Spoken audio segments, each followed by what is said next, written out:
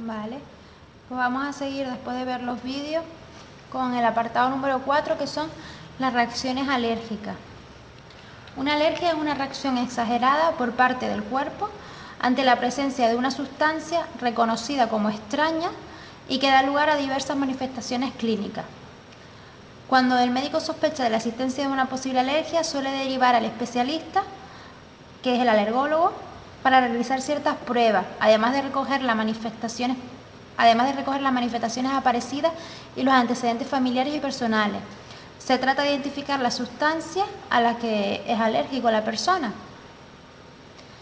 Las sustancias alergénicas más comunes suelen ser alimentos, picaduras o mordeduras de animales, algunos medicamentos y sustancias químicas y partículas transportadas por el aire. Alimentos como la leche o derivados, los huevos, cereales, frutos secos, mariscos y frutas. Picaduras o mordeduras de animales, que hacen una reacción citotóxica.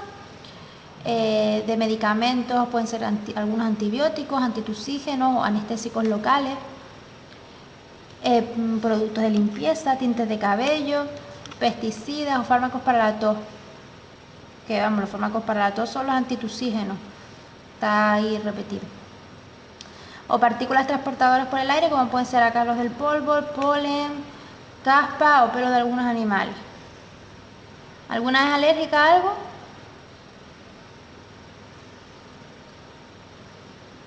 ¿A qué?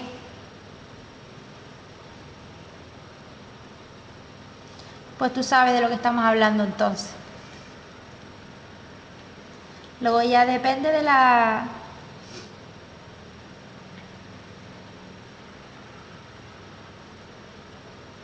Depende del grado de cada uno. Hay gente que se pone peor, otra gente que lo lleva de otra manera. Vale, pues aquí vemos nada. Cacahuete. Este se intoxicó aquí con la fruta y está todo enronchado. Bueno, existen diferentes reacciones alérgicas en función de las respuestas que tienen lugar y que van desde la reacción del complejo inmunitario a la hipersensibilidad. La respuesta del organismo a esta sustancia extraña se puede dividir en dos fases. Primero, la desensibilización, que engloba los diferentes pasos de respuesta que se desencadenan tras el reconocimiento de esa sustancia. Presentación de la sustancia, formación de los anticuerpos específicos para actuar en contra de esa sustancia, adhesión de los anticuerpos a los mastocitos y basófilos. Ahora vemos esto. La fase efectora, ante un nuevo contacto con esa misma sustancia extraña, la inmunoglobulina E la reconoce y se produce la interacción alérgeno-anticuerpo, liberándose sustancias como la histamina y las prostaglandinas o leucotrienos que dan lugar a diversas manifestaciones alérgicas. ¿Vale? Vamos a ver. Así lo tengo aquí.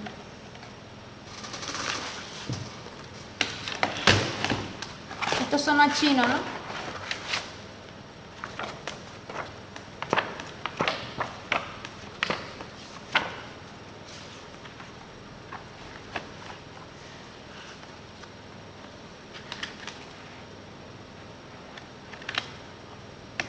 Vamos a ver.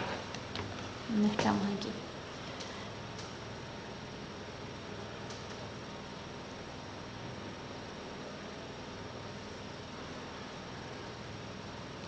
Primero está la fase de sensibilización, que engloba los pasos que se desencadenan cuando el cuerpo reconoce esa sustancia como extraña, como que no es de él.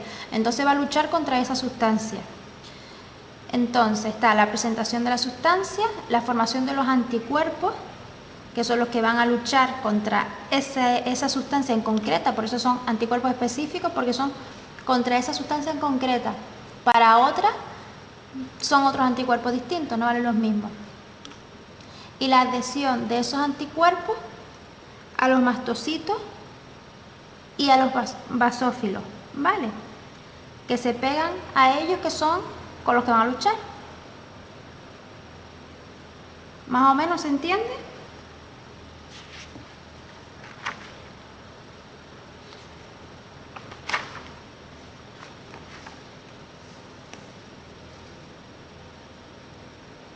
Esa fase en la que el cuerpo reconoce como extraña esa sustancia y lo que hace es crear unos anticuerpos para que luchen contra esa sustancia. Por eso se pegan a los mastocitos y a los basófilos.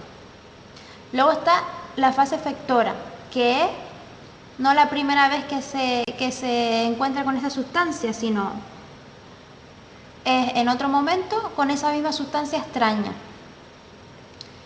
La inmunoglobulina E, que es un anticuerpo que está formado para identificar a las sustancias extrañas, ¿vale? Ya esa está formada la inmunoglobulina E está formada ya, porque ya ha tenido un contacto anterior, está formada para reconocer a esa sustancia extraña, ¿vale? Es un anticuerpo. Y en ese momento se produce la interacción entre la sustancia extraña y el anticuerpo, que es la lucha. Y esto libera una serie de sustancias, como la histamina, la prostaglandina o los leucotrienos, ¿vale? Y al liberarse estas sustancias que salen de esa lucha, hay diversas manifestaciones alérgicas, como pueden ser la urticaria, las ronchas o lo que ahora iremos viendo. ¿Vale? Primera fase del primer contacto y segunda fase es de contactos posteriores. ¿Vale? Donde ya tenemos unos anticuerpos llamados inmunoglobulinas E que están ya formados para protegernos en esa segunda fase. Más o menos, ¿dudas?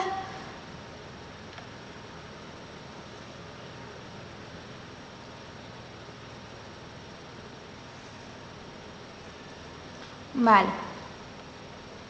Las manifestaciones de las urgencias alérgicas se pueden agrupar en 4 grandes apartados, teniendo en cuenta los órganos o sistemas afectados. Sí, eso sí, son muchas palabras técnicas, pero bueno, más o menos, que se queden con la idea. Están las cutáneas, que son enrojecimiento, erupciones, urticaria, picor, inflamación de labios, lengua y garganta. Las gastrointestinales pueden ser náuseas, vómitos, diarrea, dolores abdominales, cólicos. Respiratoria, congestión nasal, dificultad respiratoria, tos y sibilancia. Sibilancia es como silbido, ¿vale? Como al respirar haces un ruidito, un silbido extraño. Y luego generales es un shock anafiláctico generalizado grave, lo que hablamos antes. Por una reacción alérgica haces un shock que puedes entrar en parada cardiorrespiratoria o ponerte muy mal. Entonces, ante un cuadro alérgico, como siempre, muy importante mantener la vía aérea abierta y permeable para que la persona pueda respirar.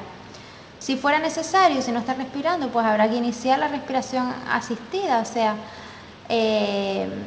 o mediante un ambú o hacerle boca a boca o lo que fuera necesario. Y si fuera necesario hacer RCP, pues la RCP como la hemos visto. Y trasladar a la víctima a un centro sanitario, previamente, como siempre, llamando al 112.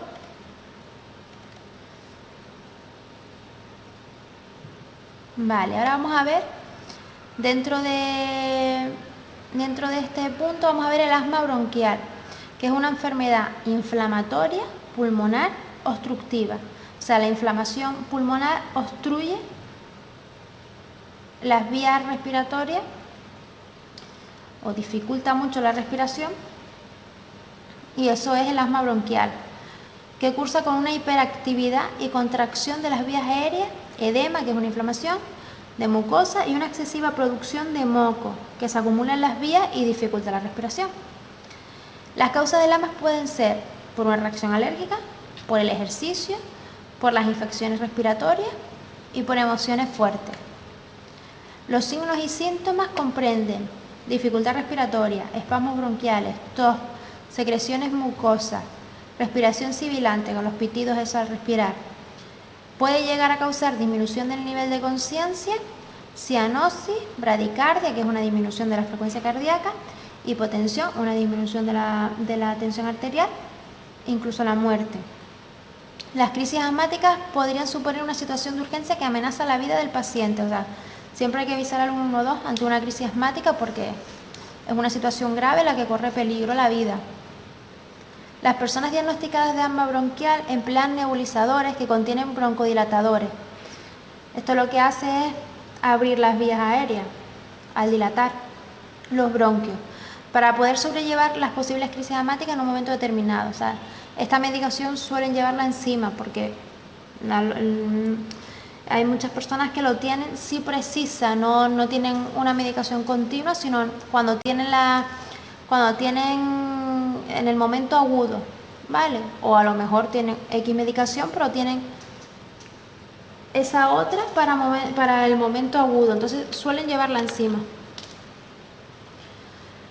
Luego está la urticaria o el angioedema, que es una reacción alérgica que libera histamina, como vimos antes, que las reacciones alérgicas liberan histamina, que es una sustancia mediadora de la inflamación que provoca un aumento de la permeabilidad vascular. O sea, esta sustancia, mediante la inflamación que provoca esa reacción alérgica, y eso provoca un aumento de la permeabilidad vascular, un aumento del paso de sustancia a través de las paredes de los vasos sanguíneos, ¿vale? Y aparte de eso, también provoca edema, que es una inflamación. Cuando esta situación se localiza en la dermis, en la piel, aparecen ronchas, picor y recibe el nombre técnico de urticaria. Mientras que si el edema aparece a nivel del tejido subcutáneo profundo, recibe el nombre de angioedema. En estos casos el edema es generalizado. Ambas pueden cursar de forma simultánea, puede tener urticaria y angioedema a la vez. Como signos y síntomas tiene urticaria simple, pasando por situaciones intermedias como puede ser vómito, diarrea, hasta circunstancias más graves como puede llegar al shock. O sea que una urticaria puede ir de simple a pasar por vómito, o sea, tener una urticaria simple, un poquito enrojecido, un par de ronchillas y tal, o a pasar por vómitos, diarrea, incluso llegar al shock.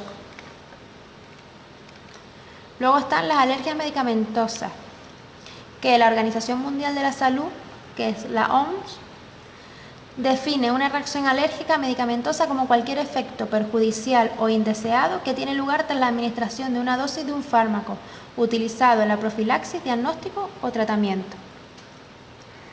Los medicamentos que presentan reacción alérgica con mayor frecuencia suelen ser los antibióticos, sobre todo las penicilinas. También los antiinflamatorios, como puede ser la aspirina, o anestésicos locales y antitusígenos, que son tratamientos para evitar la tos, pero eso es en menor frecuencia. El tratamiento en caso de las alergias medicamentosas consiste en evitar la administración del fármaco y a veces de todos los de la misma familia, porque a veces es como ese y los derivados o que contengan el mismo principio activo o algún mismo excipiente, pues también van a producir la alergia.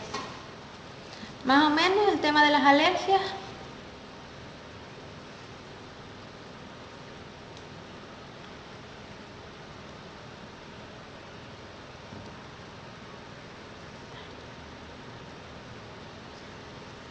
¿Qué duda tienes, Idaira?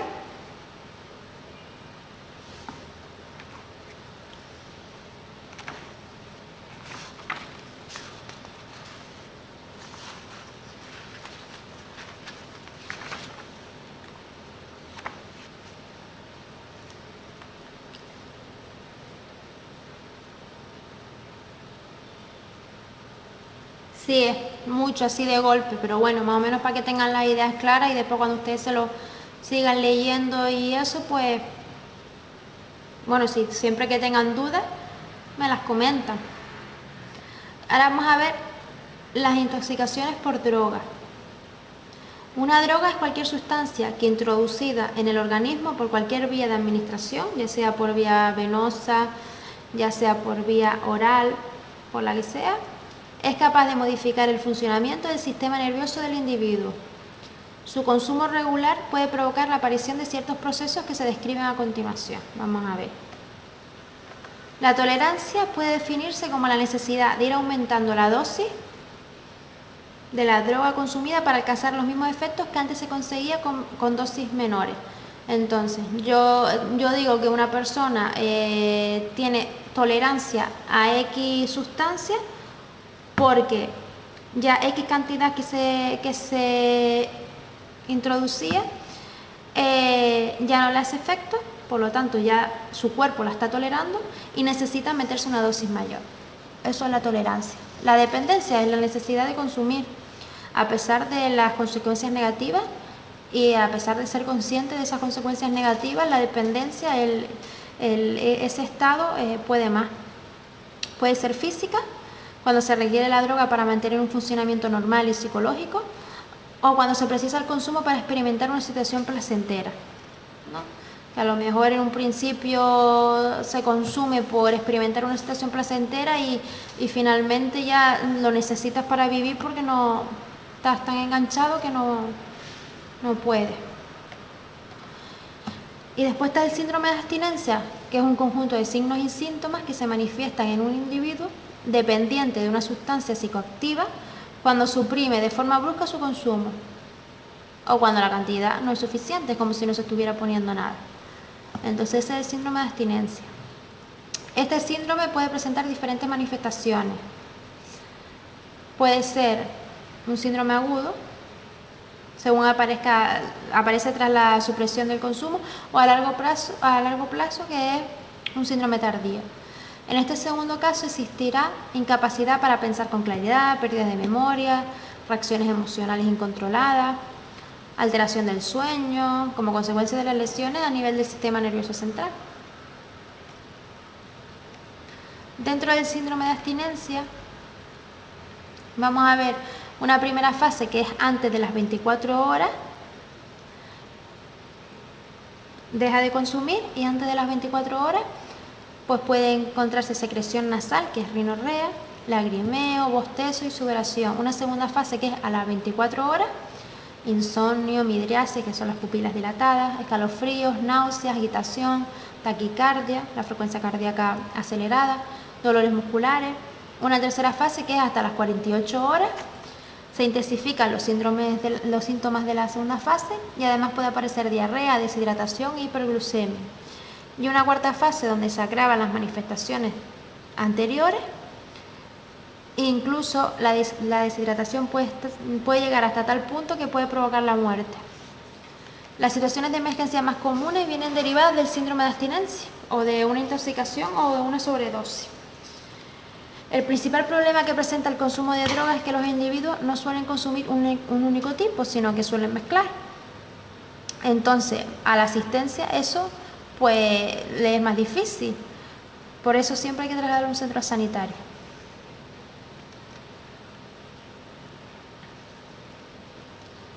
Están las drogas depresoras del sistema nervioso central, que son las que inhiben el funcionamiento del sistema nervioso central, disminuyendo el ritmo de las funciones corporales y de la actividad nerviosa.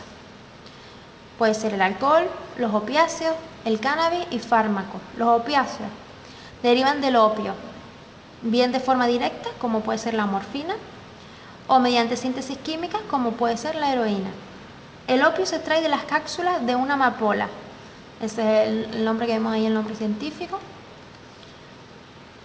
Después está la heroína, que es una sustancia más consumida, es la sustancia más consumida de este grupo, principalmente por vía intravenosa, pero en la actualidad y como consecuencia de la aparición del SIDA, también otra vía es fumada. Parece que ya se fuma más que lo que se inyecta. Después está la metadona, que es la sustancia más empleada en los programas de reducción de riesgos para el tratamiento de sustitución del síndrome de dependencia a opiáceos. O sea, que la metadona se da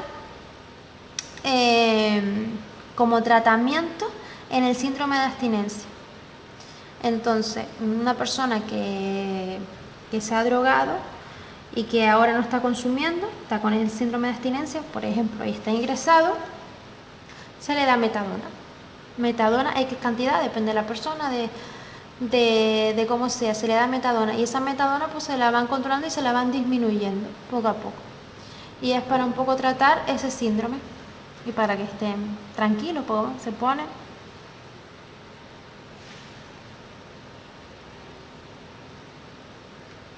Una sobredosis de opiáceo se manifiesta con miosis, que es disminución del tamaño de las pupilas, hipotermia, baja la temperatura, hipotensión, disminución de la tensión arterial, alteraciones respiratorias como edema del pulmón, alteraciones cardíacas y shock. En caso de sobredosis, primero mantener un ritmo cardíaco adecuado en la víctima, aplicando, si fuera necesario, maniobras de RCP y trasladar de forma urgente a un centro hospitalario. El síndrome de abstinencia en opiáceos cursa con lagrimeo, sudoración, rinorrea, insomnio, náuseas, vómitos, diarrea, hipertermia, dolores musculares y ansiedad. Esto es de la heroína. Por otro lado está el cannabis, que se obtiene de diferentes partes de una planta llamada cannabis sativa. Los derivados más consumidos en la actualidad son el hachís y la marihuana, y sus efectos se manifiestan en pocos minutos, pudiendo llegar a durar entre 2 y 3 horas. En caso de intoxicación, enrojecimiento conjuntival, taquicardia, sequedad de boca, hipotermia, alteraciones en la coordinación, euforia, alteraciones de la memoria, sedación, somnolencia, ansiedad y pánico.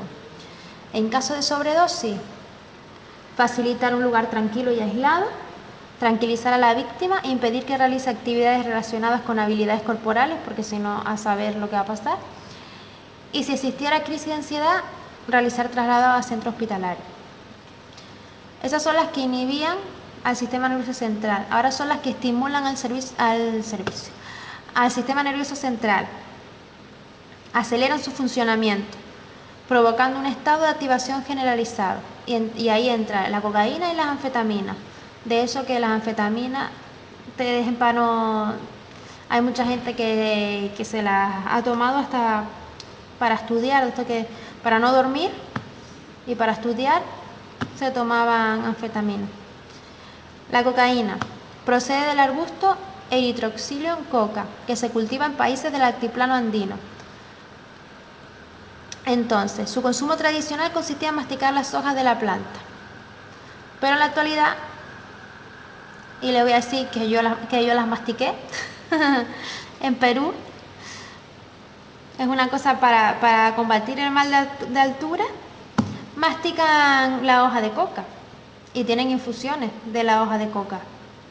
Y ahí se lo toman como para males de estómago y todo esto, se toman la...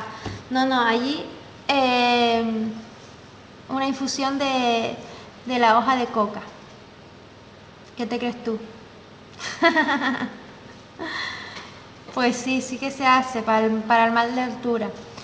Entonces, quitando la anécdota, tras determinados procesos químicos se consume el principio activo en polvo por vía inhalatoria, ¿vale? Sí, pero bueno, eso allí es legal, masticar la hoja de la coca es legal para el mal de altura. Allí lo recomiendan y tienen tus infusiones. De hecho, yo me traje infusiones de esas, que lo utilizan de verdad, porque no es, vamos a ver, no, eso no lleva ningún proceso químico ni nada, es la hoja. Es la hoja de la planta. Bueno, entonces, tras pasar por determinados procesos químicos, el polvo ese es lo que se llama aquí la cocaína y la que se consume por vía inhalatoria.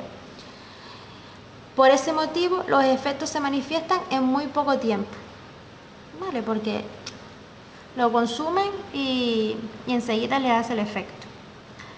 Eso es la cocaína. Luego están las anfetaminas, que en un principio fueron consumidas por ciertos colectivos que buscaban permanecer despiertos. Por ejemplo, estudiantes que se los tomaban para estudiar, para no dormir por la noche. Y mucha gente abusó de eso y se cogió el enganche. Una de las más comunes es el speed, que se presenta en forma de polvo y se consume por vía inhalatoria. En caso de sobredosis, el protocolo es acercarse a la persona con precaución, de forma lenta y serena, evitando movimientos bruscos que vaya a pensar la persona que es que le quieres ir a pegar o le quieres hacer algo y se vaya a lanzar contra ti. Por eso, de una forma muy tranquila y hablando en un tono de voz pausado y tranquilo por si acaso. Si existe agresividad, intentar sujetarlo con fuerza y avisar a emergencia o trasladarlo a un centro sanitario cercano. El consumo de drogas estimulantes presenta las siguientes manifestaciones: excitación, euforia, hiperactividad, confusión, taquicardia, hipertensión, agresividad, midriasis, vómito, dolor abdominal, delirios, alucinaciones, convulsiones, hipertermia y diaforesis, que es una sudoración excesiva. El consumo crónico puede provocar además, en el caso de la cocaína, pérdida de apetito, insomnio, perforación del tabique nasal, debido, claro, a la inhalación, y alteraciones respiratorias y cardíacas. Con las anfetaminas aparece agotamiento intenso, claro, no duerme, hipertensión, arritmia y trastornos digestivos. Y aquí está unas pastillitas. La puse yo aquí. Vale.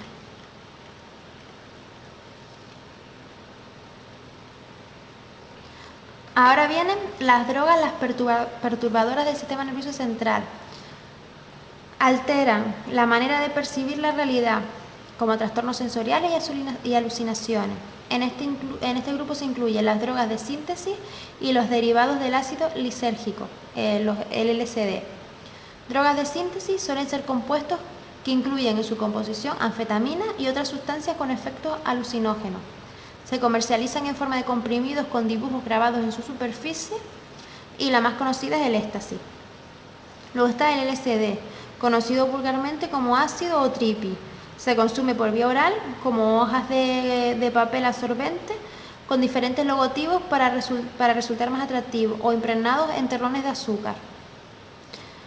Los signos y síntomas: sequedad de boca, alteraciones cardíacas, sudoración, temblores, convulsiones, hipertermia, deshidratación, crisis de ansiedad, trastornos depresivos, alteraciones psicóticas, producen alteraciones de la percepción y en algunos casos pueden aparecer reacciones de pánico, intentos de suicidio y reacciones psicóticas. Así de chungo. Como ven, el tema de la droga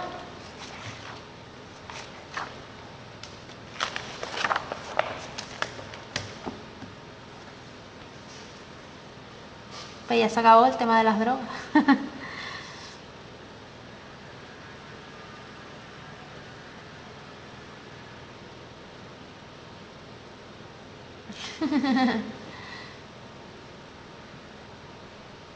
Pues sí. Bueno, nos queda un punto que ver, que es el parto. El parto en urgencia o que te lo encuentres en que alguien se te ponga de parto en la calle y no pueda llegar una ambulancia o lo que sea.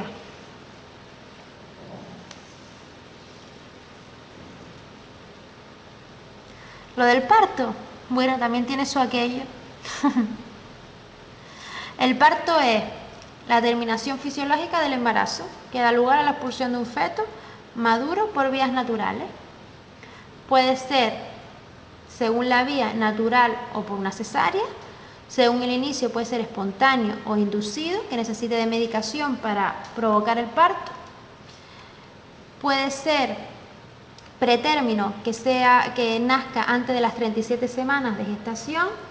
A término, que sería entre comillas lo correcto, entre 37 y 42 semanas.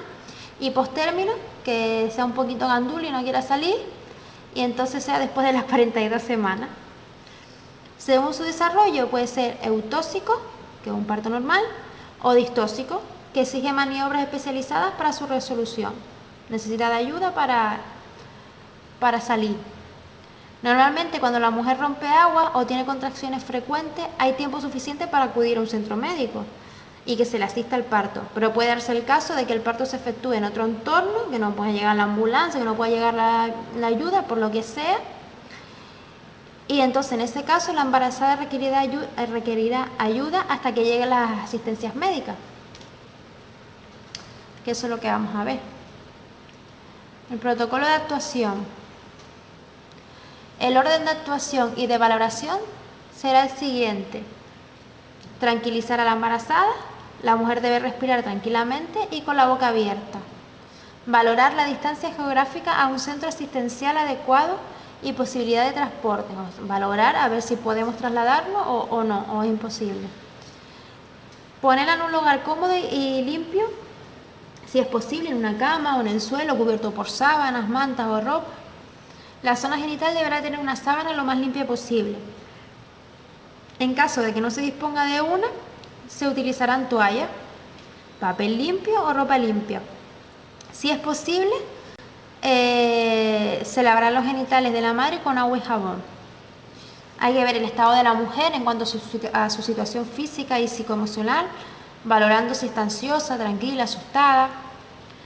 Hay que ver el material que tenemos disponible, ver en la fase del parto en la que se encuentra la mujer.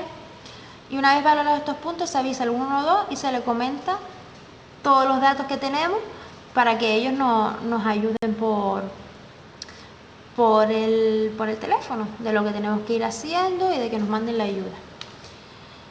Hay que evitar que si esto fuera en la calle o lo que fuera, o en casa y hay mucha gente, que se aglomeren personas, que entorpezca la situación.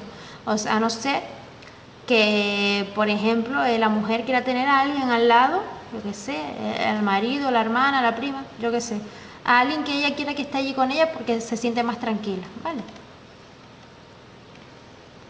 Las fases del parto. Está la dilatación, que es cuando el cuello uterino se dilata hasta los 10 centímetros, más o menos. Se comienzan las contracciones hasta llegar a intervalos de 1 minuto durante 30 segundos. Se expulsa el tapón mucoso y se rompe la bolsa de agua, el saco amniótico. Después está la expulsión. La presión de las contracciones junto con las contracciones voluntarias de los músculos abdominales impulsan al feto hacia el canal del parto. Asoma la cabeza por la hendidura vulvar y la nuca se sitúa debajo de la pelvis. Primero aparece la frente y después la cara, luego los hombros y después el resto del cuerpo. Y por último está el alumbramiento. Se expulsa la placenta, órgano de la nutrición y respiración del feto. Transcurrido entre 10 y 30 minutos, tras la expulsión del feto es cuando sale la placenta. Ahí se contrae el útero, deteniendo la hemorragia originada por el desprendimiento de la placenta. ¿Vale?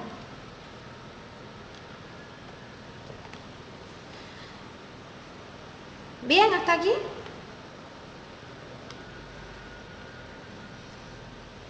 Vale.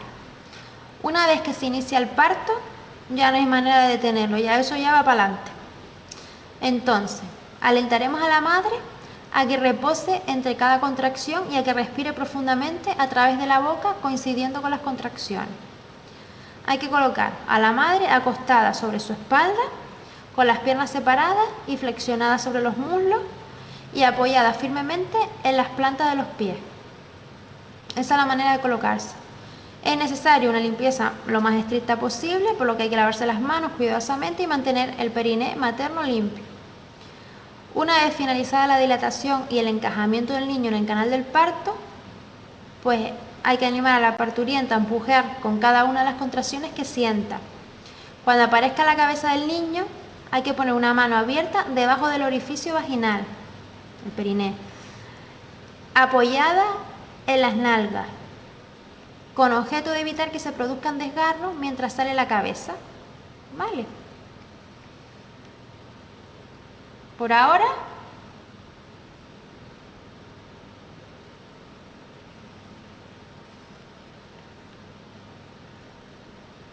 va bien, ¿no? Una vez expulsada la cabeza, hay que asegurarse de que el cordón umbilical no se encuentra alrededor del cuello del niño para no estrangularlo. Y en caso de que lo esté, hay que aflojarlo cuidadosamente y sacarlo de la cabeza para evitar que se produzca el estrangulamiento. Pero no debemos de romper el cordón, ¿vale? Cuando los hombros pasan a través del conducto obstétrico, el niño se gira y su cara mira entonces hacia uno de los muslos de la madre. Dejar que la cabeza se voltee sola. Guíe la cabeza del niño hacia abajo, colocando una mano a cada lado de la cabeza, pero sin utilizar la fuerza. Si el otro hombro, a su vez, parece ofrecer dificultades para su expulsión, hay que ayudarlo. No tirar del niño hacia afuera en ningún momento. Hay que tener especial cuidado ya que es muy escurridizo. El niño no debe permanecer vertical, hay que colocarlo de costado con la cabeza a un nivel inferior del cuerpo, a fin de permitir que la sangre y la mucosidad escurran de la boca y de la nariz. El niño debe estar a la misma altura que la madre, pero para eso debe colocarlo sobre su abdomen. Limpiar la boca y la nariz del recién nacido de secreciones y observaremos que llore y respire con sus propios pulmones. Si el niño no muestra respuesta o no respira, hay que iniciar la RCP inmediatamente. Primero se le suelen dar un pellizcón o unas nalgaditas a ver si se arranca a llorar. El periodo en el que se expulsa la placenta y el cordón umbilical se produce entre 10 y 30 minutos después del nacimiento. Cuando la placenta se desprende del útero, aparecen dolores semejantes a los del parto, que se habían suspendido con la expulsión del niño. Son menos intensos y son debidos a las contracciones del útero, que intenta expulsar la placenta. Al mismo tiempo, dichas contracciones cerrarán los vasos sanguíneos que ayudarán a reducir la hemorragia por el desprendimiento de la placenta. Habrá que esperar a que salga la placenta sin tirar en ningún momento del cordón umbilical. Una vez haya salido, la guardaremos en una bolsa de plástico para que sea examinada posteriormente por el equipo médico. Hay que atender a la madre colocando una toalla o compresa sobre el orificio vaginal y cruce sus piernas. No introduzca nada en la vagina, la colocaremos con los pies ligeramente elevados y le recomendaremos que mantenga las piernas juntas y cruzadas y la mantendremos abrigada. No es urgente cortar el cordón umbilical, puede hacerse una vez haya dejado de latir o transportar al niño junto a la placenta con el cordón ligado pero sin cortar, para que lo hagan los servicios asistenciales. Esperaremos a la ayuda solicitada o lo trasladaremos al hospital siempre. Mientras todo este proceso, valoraremos el estado de la madre y del recién nacido, tomándole las constantes vitales y observando el sangrado vaginal posterior a la expulsión de la placenta por si fuera una hemorragia uterina, por si no parara de sangrar o fuera una cantidad pues más elevada. Aquí tenemos las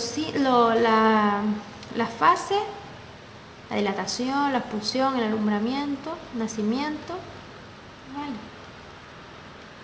Los signos y síntomas de un parto inminente son los signos iniciales: aumento del flujo vaginal, sensación de aligeramiento por descenso de la cabeza fetal, endurecimiento del vientre, expulsión del tapón mucoso y sensación de que el niño está descendiendo. Signos de ingreso hospitalario: contracciones uterinas cada 5 minutos hora en madres por primera vez y cada 10 minutos hora en madres que ya han tenido hijos.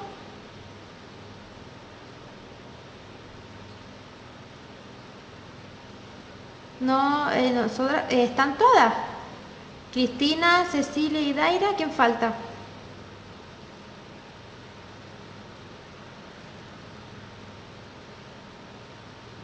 ¿Y Cecilia?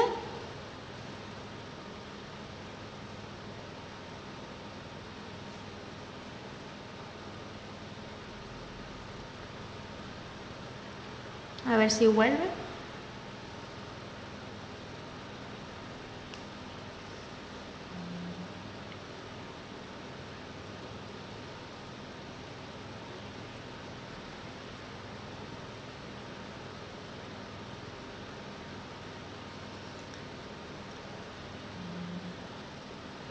A ver si lo soluciona.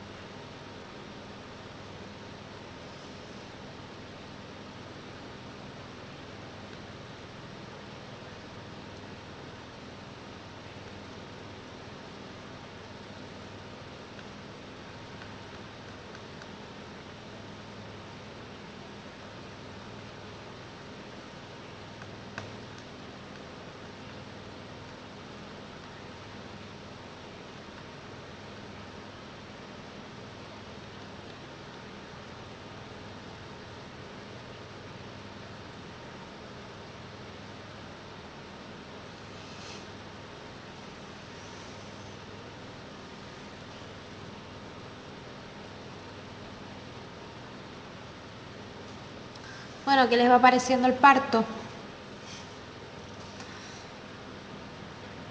Fácil, ¿no?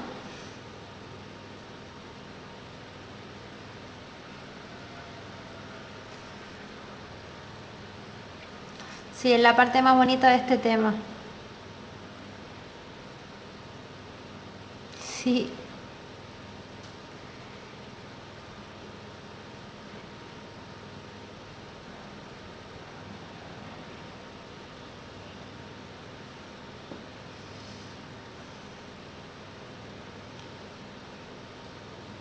A ver si Cecilia logra entrar.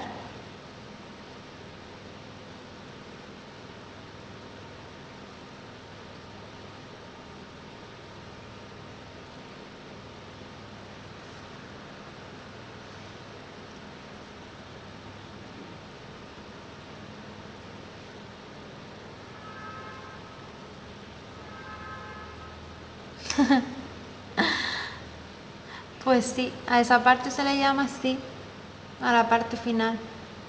Curioso.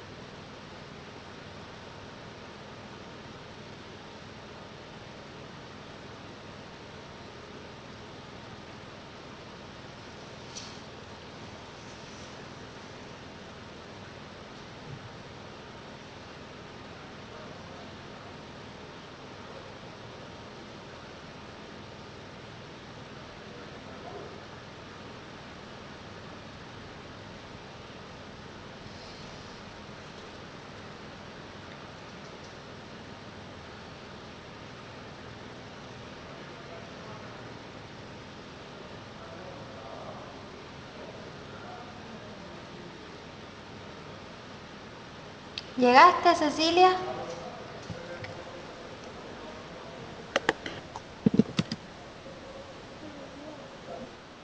Vale. Uy. Vale, pues lo que estaba diciendo eran los signos y síntomas de un parto inminente. Los iniciales: el aumento del flujo vaginal, sensación de aligeramiento por descenso de la cabeza fetal, el endurecimiento del vientre por las contracciones, la expulsión del tapón mucoso y la sensación de que el niño está descendiendo. Después los signos de ingreso hospitalario: contracciones uterinas, 5 minutos, hora, cada 5 minutos hora en madres por primera vez, cada 10 minutos hora en madres que ya han tenido más hijos. La rotura de la bolsa de agua con salida del líquido amniótico al exterior de forma abundante y de golpe. Y por último, lo de traslado hospitalario urgente por sangrado vaginal, por líquido teñido, color amarillo, marrón o verdoso, distocias o alteraciones obstétricas diagnosticadas, parto de nalgas o transverso, prolaxo de cordón, placenta previa o desprendimiento prematuro de la placenta. Y con esto hemos terminado el tema 8. ¿Dudas?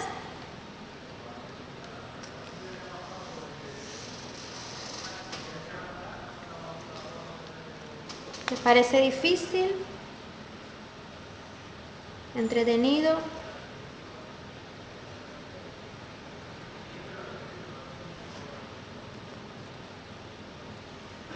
Son menos síntomas y menos cosas que en otros temas anteriores, eran más.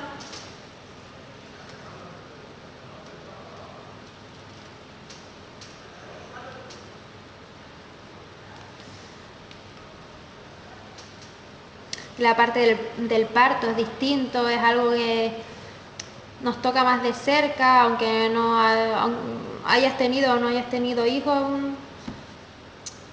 es así, más bonita, es más, te llega más.